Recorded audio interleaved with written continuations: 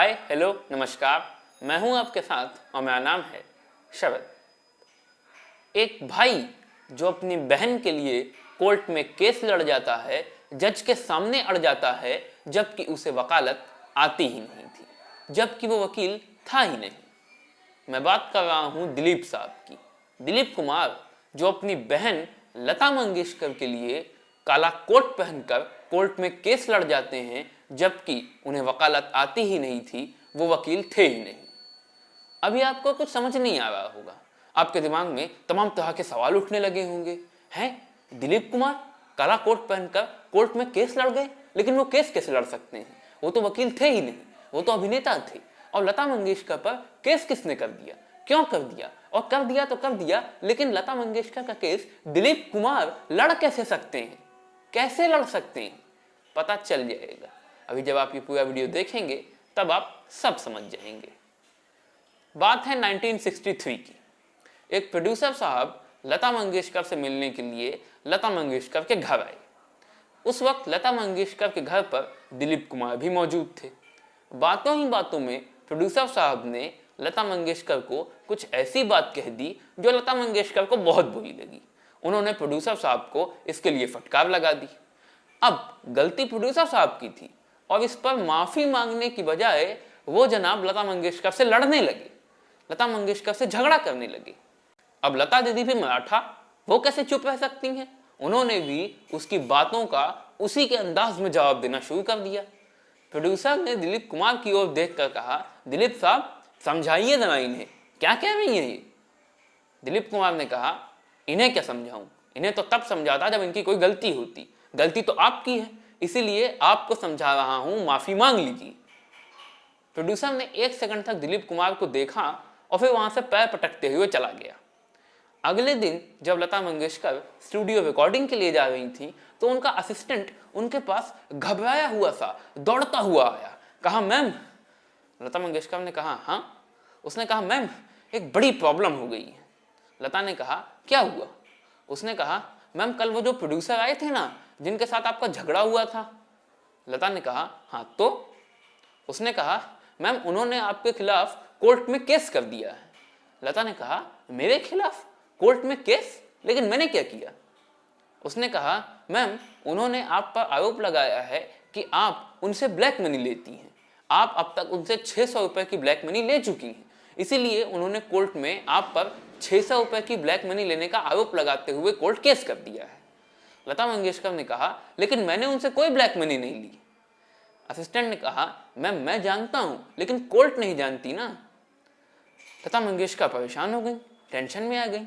देखिए, आज के ज़माने में 600 रुपये कोई बड़ी रकम नहीं मानी जाती, लेकिन 1963 में 600 रुपये भी बड़ी रकम मानी जाती थी। और दूसरा, मीडिया में किरकिरी होती, लता मंगेशकर ब्लैक मनी लेती हैं, करप्शन करती हैं, 2 नंबरी कमाई करती हैं, बदनामी होती, बेइज्जती होती। लता मंगेशकर को समझ नहीं आ रहा था क्या करें। अचानक उन्हें अपने भाई दिलीप कुमार की याद आई। उन्हें लगा दिलीप कुमार ही इसमें उनकी कुछ मदद कर सकते हैं। लता मंगेशकर दिलीप कुमार के घर पहुंची, दिलीप कुमार को सारी बात बताई। बात सुनने के बाद दिलीप कुमार ने कहा, अच्छा चलो पहले उन प्रोड्यूसर से बात करते हैं, ऐसे कैसे केस कर दिया उन्होंने। दिलीप कुमार लता मंगेशकर के साथ प्रोड्यूसर के घर पहुंचे। अब दिलीप साहब तो प्रोड्यूसर से शांति से बात करने के लिए आए थे, लेकिन वो प्रोड्यूसर अपनी ही आड़ में था। वो दिलीप कुमार से बदतमीजी से बात करने लगा, उनसे झगड़ने लगा, उन्हें उल्टा सीधा कहने लगा, लता मंगेशकर को उल्टा सीधा कहने लगा। कुछ देर तक तो दिलीप साहब चुप रहे, लेकिन फिर उनके आपे से बाहर हो गया। दिलीप कुमार भी उसे खरी खोटी सुनाने लगे। अंत में दिलीप कुमार ने कहा, लता ने कोई गलती नहीं की, आप गलती करते हैं। एक तो गलती करते हैं, ऊपर से धौंस जमाते हैं, धमकी देते हैं। उस प्रोड्यूसर ने कहा, हाँ देता हूं, और अपनी लता बहन का बड़ा साइड ले रहे हो ना, इसके चक्कर में मुझसे पंगा ले रहे हो ना, बता दूंगा तुम्हें क्या चीज हूं मैं। दिलीप साहब ने कुछ कहा नहीं और लता के साथ वापस अपने घर आ गए। उस शाम दिलीप कुमार और लता मंगेशकर इसी मुद्दे पर बात कर रहे थे कि अब क्या करना चाहिए, कि अचानक से दिलीप कुमार का असिस्टेंट घबराए हुए दौड़ता हुआ उनके पास पहुंचा। कहा, सर एक प्रॉब्लम हो गई है। दिलीप कुमार ने कहा, क्या हुआ? असिस्टेंट ने कहा, सर जिन प्रोड्यूसर ने लता जी के खिलाफ केस किया है ना, और जिनके पास आज आप गए थे, उन्होंने आपके खिलाफ कोर्ट में केस कर दिया है। लता ने कहा, दिलीप साहब के खिलाफ? उसने कहा, जी। दिलीप कुमार ने कहा, क्यों? असिस्टेंट ने कहा, वही जो कारण, जो आरोप उन्होंने लता मंगेशकर जी पर लगाए हैं वही आप पर भी लगा दिया है, बस रकम बढ़ा दी है। लता जी पर 600 रुपए की ब्लैक मनी लेने का आरोप, आप पर 1000 रुपए की ब्लैक मनी लेने का आरोप। दिलीप कुमार गुस्से से लाल हो उठे। उन्होंने कहा, इतना झूठ, मैं उसे छोड़ूंगा नहीं। असिस्टेंट ने कहा, जी सर, हम कोर्ट जाएंगे। दिलीप साहब ने कहा, बेशक, मैं लड़ूंगा केस। असिस्टेंट ने कहा, मतलब सर? दिलीप कुमार ने कहा, मतलब क्या, मैं लड़ूंगा, अपना केस भी और लता का केस भी। असिस्टेंट ने कहा, सर कोर्ट में केस लड़ने के लिए तो वकील होता है ना, तो हमें किसी वकील को हायर करना पड़ेगा। दिलीप कुमार ने कहा, वकील? वकील क्यों लड़ेगा केस? मैं लड़ूंगा ना, कहा तो कि मैं लड़ूंगा केस। असिस्टेंट और लता एक दूसरे को देखने लगे। उन्हें समझ नहीं आ रहा था कि दिलीप कुमार कह क्या रहे हैं। असिस्टेंट ने कहा, सर लेकिन आप कैसे लड़ेंगे केस, आपको तो वकालत आती नहीं, आप तो वकील नहीं। दिलीप कुमार ने कहा, तुम ऐसा करो, जाकर 1 महीने बाद की डेट ले लो, कोर्ट से 1 महीने का समय ले लो। असिस्टेंट ने कहा, उससे क्या होगा सर? दिलीप कुमार ने कहा, तुम ऐसा करो तो वापस आओ तो मैं तुम्हें बताता हूँ। असिस्टेंट चला गया। असिस्टेंट के जाने के बाद दिलीप कुमार ने लता की ओर देखा। लता काफी टेंशन में थी। दिलीप कुमार ने लता के कंधे पर हाथ रखकर कहा, लता तुम चिंता मत करो। लता ने कहा, मैं इस चिंता में हूं कि आप लड़ेंगे केस, लेकिन आप कैसे लड़ सकते हैं केस? दिलीप साहब ने कुछ नहीं कहा। जब असिस्टेंट वापस आया तो दिलीप कुमार ने उससे कहा, ऐसा करो, वकालत सीखने के लिए जितनी भी अच्छी किताबें हों, चाहे महंगी से महंगी हो, जितनी भी अच्छी किताबें हों, सभी का इंतजाम करो। असिस्टेंट ने कहा, सर आप वकालत सीखेंगे? दिलीप कुमार ने कहा, तुमसे जितना कहा तुम उतना करो, वकालत सीखने के लिए अच्छी से अच्छी, महंगी से महंगी किताबों का इंतजाम करो। असिस्टेंट ले आया, उसका काम था दिलीप कुमार की बातें मानना। दिलीप कुमार ने अपने सभी प्रोड्यूसर्स को, डायरेक्टर्स को, जिन भी फिल्मों में काम कर रहे थे, उनको फोन करके कह दिया कि वो 1 महीने तक किसी भी फिल्म की शूटिंग नहीं कर पाएंगे क्योंकि वो 1 महीने की छुट्टी पर हैं। सभी प्रोड्यूसर्स, डायरेक्टर्स पूछने लगे कि सर क्या हुआ, क्यों छुट्टी पर है, 1 महीने की छुट्टी पर है? दिलीप कुमार ने कहा, कुछ काम है इसलिए 1 महीने शूटिंग नहीं करूंगा। 1 महीने तक दिलीप कुमार ने उन्हीं किताबों को पढ़कर घर पर ही वकालत सीखी। कहीं शूटिंग पर नहीं गए, कहीं बाहर नहीं गए, दिन भर केवल और केवल उन किताबों को पढ़ते थे, वकालत सीख रहे थे। सोचिए, दिलीप कुमार वकालत सीख रहे थे घर पर ही, उन वकालत की किताबों को पढ़ के।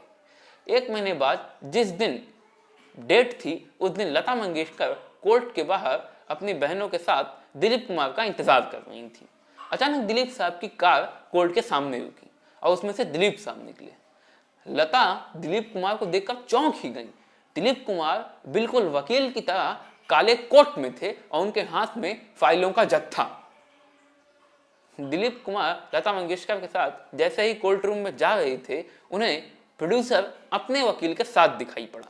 प्रोड्यूसर ने उनको देखकर इस तरह से स्माइल किया, इस तरह से मुस्कुराया जैसे दिलीप कुमार केस हार ही गए। जज भी दिलीप कुमार को देखकर चौंक गया। 2 मिनट तक ऊपर से नीचे तक देखता रहा। उसे लग रहा था इस शक्ल को कहीं देखा है, ये तो एक्टर दिलीप कुमार है। उसने दिलीप कुमार से पूछा, आप लड़ेंगे केस? दिलीप कुमार ने कहा, जी। जज ने कहा, आपको आती है वकालत? जहां तक मेरा ख्याल है आप वकील तो नहीं। दिलीप कुमार ने कहा, जी मुझे आती है वकालत। केस शुरू हुआ। दिलीप कुमार ने अपने ही अंदाज में केस लड़ा। उन्होंने जज के सामने, सबके सामने कहा, मेरी बहन लता बेकसूर है।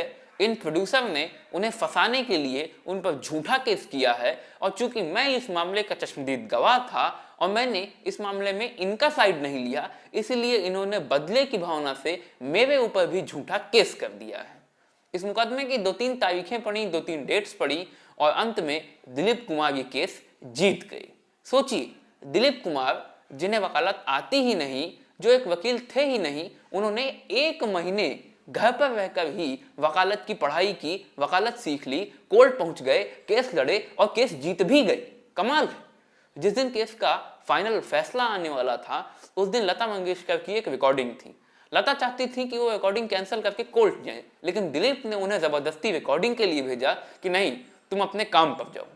दोपहर का वक्त था। लता की रिकॉर्डिंग तुरंत ही खत्म हुई थी। लता चाय लेकर बस चाय पीने ही जा रही थी और सोच ही रही थी कि न जाने कोर्ट में क्या हो रहा होगा कि अचानक से फोन की घंटी बजी। लता ने फोन उठाया तो चहकते हुए दिलीप कुमार ने कहा, लता खुश हो जाओ, हम लोग केस जीत गए, तुम मस्त रहो बहन, मैं हमेशा तुम्हारे साथ हूँ। तो ये वीडियो यहीं तक। उम्मीद करता हूँ ये वीडियो आपको पसंद आया होगा। अगर वीडियो पसंद आया हो तो वीडियो को लाइक करिए, केवीके को सब्सक्राइब करिए और कमेंट सेक्शन में कमेंट देना ना भूलिए।